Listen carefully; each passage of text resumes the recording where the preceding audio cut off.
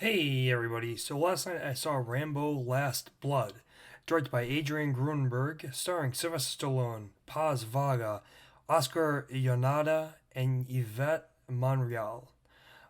This is a bad movie, but it's not a bad movie. While there are very few connections to previous movies in this franchise, somehow it still feels as if it is a ghost of the original Rambos that are still present in this movie.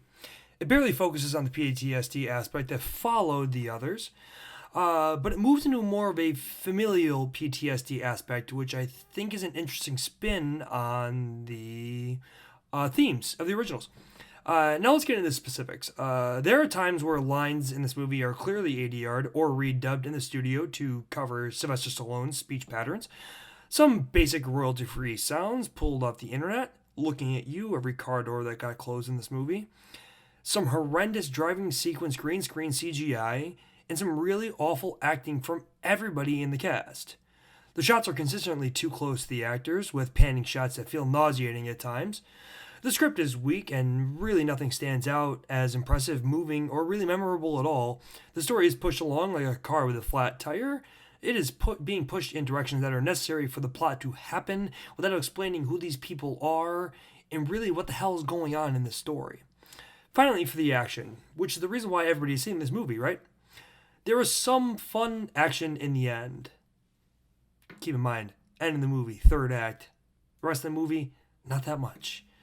But is so reliant on the bad guys being in a certain location in an ex machina cave that Rambo built under his farm for some reason.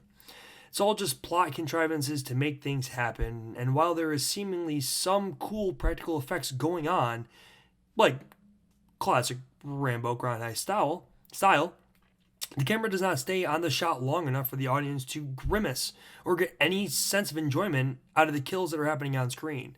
Rambo just runs around in the cave, springing Home Alone traps as henchmen after henchmen continue to file into the cave just to get killed. Which, speaking of them, and I am aware this is a bit of a nitpick, but these guys are in varying gear.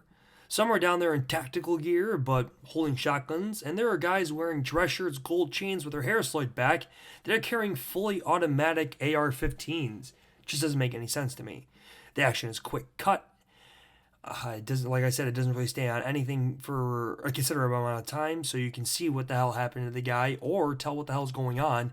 And it really is a detriment to the movie because, like I said, there are some fun practical effects that are in this movie where you really could take something home with you as something that is memorable. Unfortunately, there's only one thing I can remember, and the shot lasted all of 3 seconds.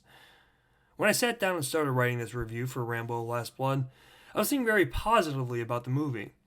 But the more that I write and think about it, the less I like it. The themes of the original are not there, the emotions and gravitas are gone, and we are just left with a husk of an action franchise and a husk of John Rambo. But I can say I did kind of like Stallone in this movie. I don't know if it's his acting, or if it's just the character that I like of John Rambo. But there is a little something there in his performance that did bring me into the movie. All in all, I think Rambo Last Blood is just a copycat modern action movie that is cashing in on a once hot and high-flying property.